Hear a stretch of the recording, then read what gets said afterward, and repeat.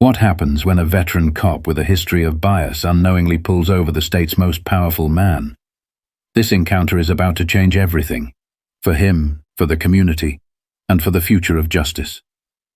It was a quiet afternoon on the long stretch of Route 29, just outside Charlottesville, Virginia. The sun hung low in the sky, casting golden hues across the asphalt. Officer Ted Marshall, a 20-year veteran of the police force, sat in his patrol car parked on the shoulder, scanning the road for any vehicles that caught his attention. Marshall was known in the area for his no-nonsense attitude, and, though never officially acknowledged, his frequent targeting of black drivers. He spotted a sleek black SUV approaching in the distance, moving just a hair over the speed limit. Marshall's lips curled into a slight smirk as he reached for the siren. "Gotcha," he muttered under his breath. The SUV slowed obediently, pulling over to the side of the road. The driver rolled down his window as Marshall approached. He was a young black man, dressed sharply in a tailored suit, with an air of confidence that was impossible to miss. His calm expression didn't falter as Marshall leaned in. "License and registration," Marshall barked, his tone sharp, his posture imposing. The young man handed over his documents without hesitation, offering a polite nod. Marshall scrutinized the license, though it was clear the documents were in order. Still, he wasn't satisfied. "Do you know why I pulled you over?" Marshall asked, his voice tinged with a hint of condescension. "I assume you'll tell me," the man replied evenly, his tone respectful but firm. Marshall frowned, clearly irked by the lack of nervousness. "You were speeding," he declared, though the accusation felt thin, even to him. "Step out of the vehicle, please." The man's eyebrows lifted slightly, but he complied, stepping out with measured grace. He stood tall, meeting Marshall's gaze without fear or defiance. "What brings you to this area?" Marshall pressed, circling the vehicle as though looking for a reason to escalate the situation. "Work," the man replied simply, folding his hands in front of him. Marshall's suspicion only deepened, fueled not by anything tangible but by his own biases. The officer leaned in, trying to rattle the man. "You seem awfully calm for someone who just got pulled over. Got something to hide?" The young man smiled faintly, but his eyes held steady. "No, officer. Do you?" Marshall's face hardened, the words striking a nerve. He straightened up, looming over the man, trying to assert control. But for the first time in a long time, Marshall felt a flicker of unease, not because of what the man had done, but because of how unshakable he seemed. What started as an ordinary traffic stop was about to take a turn no one could have predicted. One that would leave Marshall questioning everything he thought he knew about power, respect, and justice. Marshall's irritation grew as he walked around the SUV, peering through the windows with exaggerated scrutiny. He tapped the back of the car with his flashlight, though it was still daylight. It was a subtle, almost habitual move, a way to leave a trace of his presence. "Open the trunk," Marshall ordered. The man hesitated for a brief moment, just enough to make the officer's suspicions flare. "Is there a problem with my documents?" the man asked, his voice still calm, though now tinged with a hint of curiosity. "You seem awfully concerned with my questions," Marshall snapped back. "Just open the trunk." The man sighed softly but complied, walking to the back of the car and opening it with a press of a button. Inside there was nothing but a neatly packed leather briefcase and a small duffel bag. Marshall rummaged through the contents of the bag with little care, unfolding neatly pressed shirts and rifling through personal items. "Traveling for work, huh? What kind of work needs a wardrobe like this?" The man leaned against the car, arms crossed but relaxed. "The kind where appearances matter. Should I be concerned about the way you're handling my things?" Marshall straightened, holding up a perfectly innocent shaving kit as though it were contraband. He was digging for something, anything, but the man remained unfazed. That composure only fueled Marshall's frustration. "You're awfully bold for someone pulled over on my highway," Marshall sneered. "Your highway?" The man tilted his head, his tone carrying a subtle challenge. I didn't realize Route 29 was privately owned. Marshall stepped closer, now toe-to-toe with the man, hoping to intimidate him. You've got a smart mouth on you. That might not work out so well for you. The man held his ground. Officer, he said, his voice suddenly lower, more serious. Are you sure you want to keep going down this path? Marshall scoffed. Is that a threat? No, the man replied, shaking his head slightly. It's a question. Before Marshall could respond, a car slowed as it passed, the occupants clearly observing the scene. A pair of children in the back seat pressed their faces to the glass, their eyes wide with curiosity. Marshall shifted uncomfortably, suddenly aware of the optics. You can stop with the theatrics, the man said, his voice calm but firm. I'm not who you think I am, and you're about to find that out. Marshall's mouth opened, ready to fire back, but the words stuck. Something in the man's tone gave him pause, though his pride wouldn't let him admit it. He turned abruptly and began typing the man's information into his patrol car's computer. The results popped up instantly, and Marshall froze. The man wasn't just a citizen passing through. His name was Elijah Porter, the newly elected governor of Virginia. Marshall blinked at the screen, his pulse quickening. He stared at the man through the windshield, trying to process what this meant. Elijah had stepped back toward his car, leaning casually against the driver's door. When Marshall didn't move, Elijah finally spoke. I take it you've figured it out by now. Marshall climbed out of his vehicle, his movements stiff and awkward. The confidence he exuded earlier had drained from his posture. Governor Porter, he stammered, his tone shifting to something resembling respect. Elijah pushed off the car and approached Marshall, his expression unreadable. What now, Officer Marshall? The power dynamics had shifted, but the question remained, what would Elijah do with this moment of revelation? Marshall swallowed hard, the weight of the moment pressing down on him. He had been caught in his own bias, his own assumption that the man standing before him could be intimidated and belittled. But this was no ordinary citizen. This was the governor, the highest-ranking official in the state, and Marshall had just humiliated himself. Elijah, however, didn't seem angry. He studied Marshall with a calm intensity, as if deciding what to do next. The silence stretched, each second more unbearable for the officer. Finally, Elijah spoke.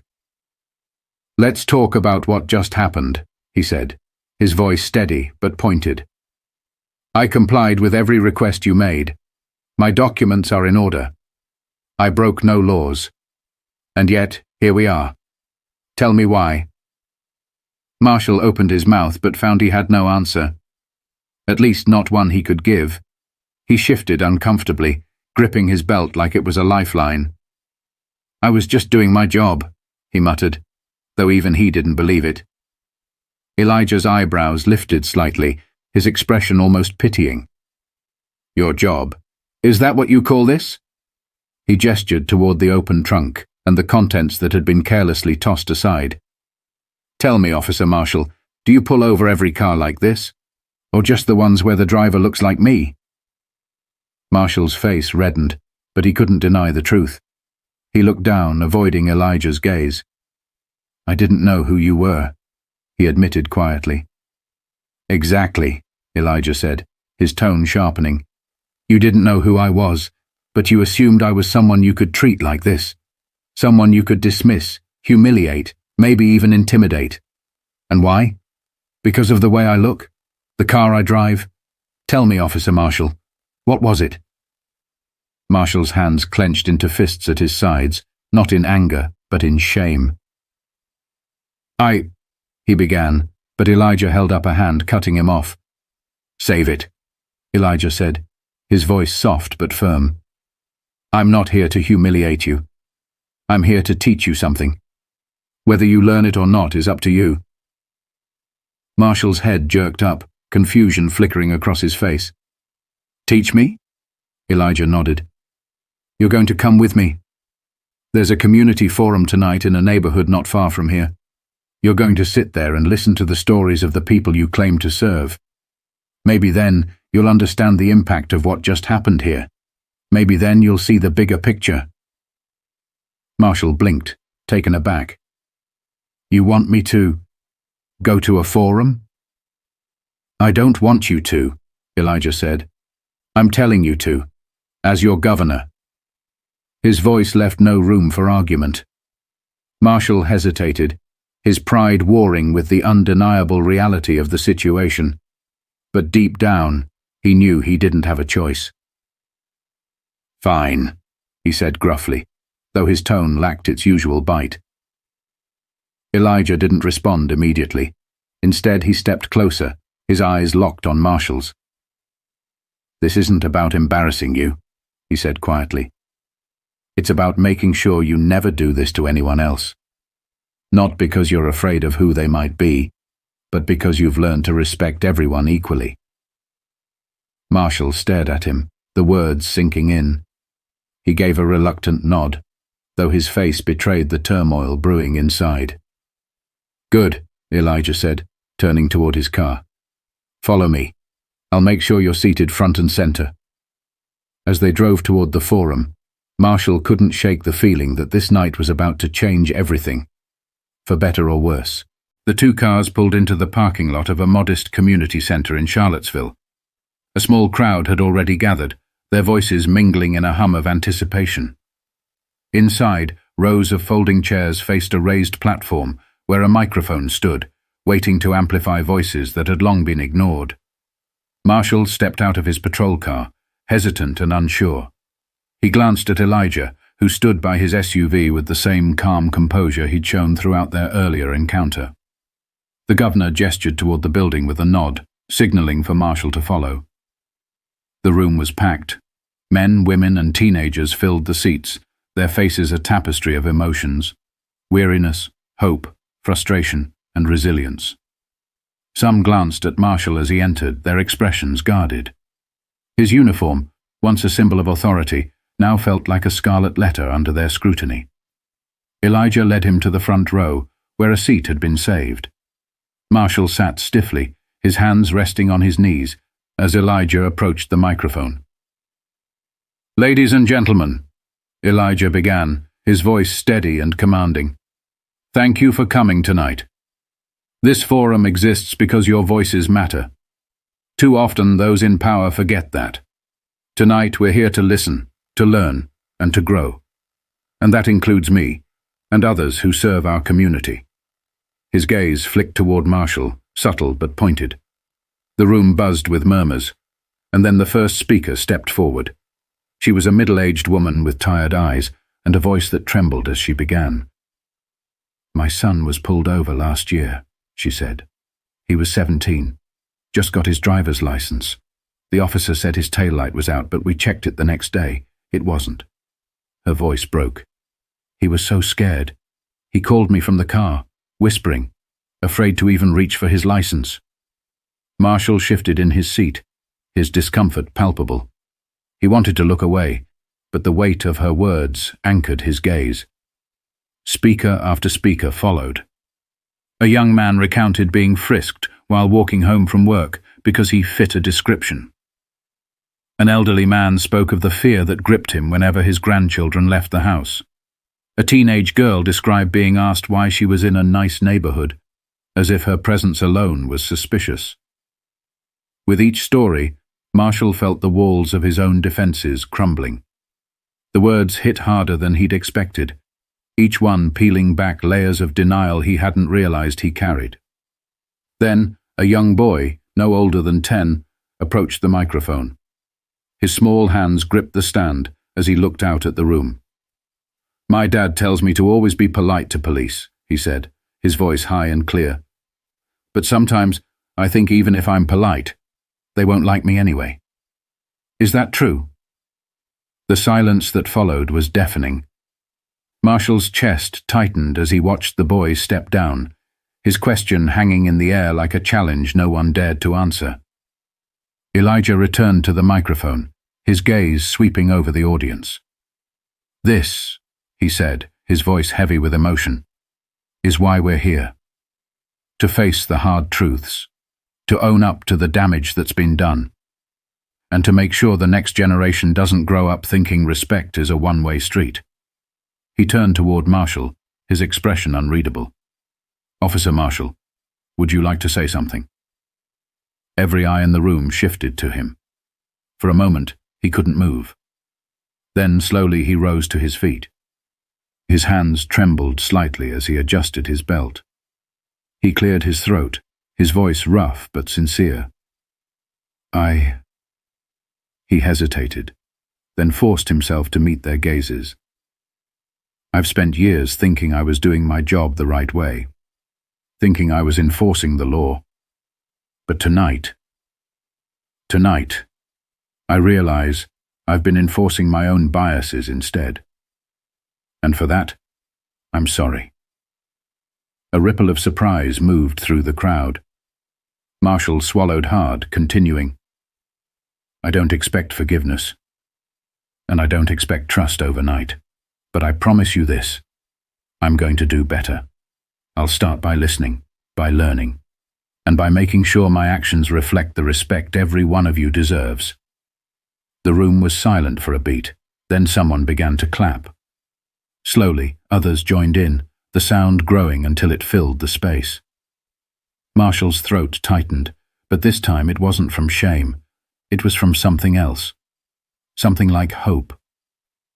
As the forum ended and the crowd dispersed, Marshall stayed behind, knowing his journey had only just begun. The forum emptied out slowly, but the energy in the room lingered like the fading notes of a powerful symphony. Marshall stayed seated, staring down at his hands, the weight of the evening pressing on him. Elijah approached, standing silently for a moment before speaking. "You did something tonight that many people never get the chance to do," Elijah said. "You admitted you were wrong. That's the first step, but it's not the last." Marshall looked up, his face a mix of gratitude and weariness. "I don't even know where to begin," he said quietly. "You start by showing up," Elijah replied. "Not just here, but everywhere you're needed. Show up to listen, to learn, to change. That's how you earn trust. Not with words, but with actions." Marshall nodded, the simplicity of the words striking him deeply. "I want to be better," he said, his voice barely above a whisper. Elijah studied him for a moment, then offered a faint smile. "Then be better. It's as simple and as hard as that." As they walked out of the building, Marshall felt lighter, though the path ahead still seemed daunting. The governor paused by his SUV, turning to face the officer one last time. "You know," Elijah said, "people like you are the reason I ran for office. Not to punish, but to change things. I believe people can learn. Even you, Officer Marshall." Marshall chuckled softly, a dry, self-deprecating sound. "I guess I've got a lot of learning to do." "We all do," Elijah replied. He opened his car door but paused before getting in. "This isn't just about you, though. It's about the people you serve. Never forget that." As Elijah drove away, Marshall stood in the parking lot, watching the taillights disappear into the distance. For the first time in years, he didn't feel like a man enforcing the law. He felt like a man learning to understand it. The next day, Marshall returned to work with a notebook tucked into his pocket. He started asking questions he'd never thought to ask before, attending forums he would have ignored, and having conversations he'd once avoided. The stories he'd heard at the community center played on repeat in his mind, a reminder of the lives his actions touched. Months later, Elijah received a letter in the mail. It was from Marshall. Inside was a handwritten note and a photo of a newly established community police relations board. In the note, Marshall wrote, "I still have a lot to learn, but I'm learning. Thank you for giving me the chance to see things differently." Elijah smiled as he read the words. He placed the letter on his desk and leaned back in his chair, thinking of the young boy who had asked the hardest question of the night. Is it true they won't like me anyway? He knew the answer to that question was complicated, but tonight he felt a spark of hope that someday it wouldn't be. Someday, respect wouldn't have to be earned through fear or demanded through power. It would be given freely, because it was right. The story of Governor Elijah Porter and Officer Ted Marshall is a reminder that change begins with acknowledgement and grows through action. If this story moved you, take a moment to reflect on how you can be part of the solution. Listen, learn, and when the opportunity arises, show up. Subscribe for more stories that inspire and challenge us to build a better world together.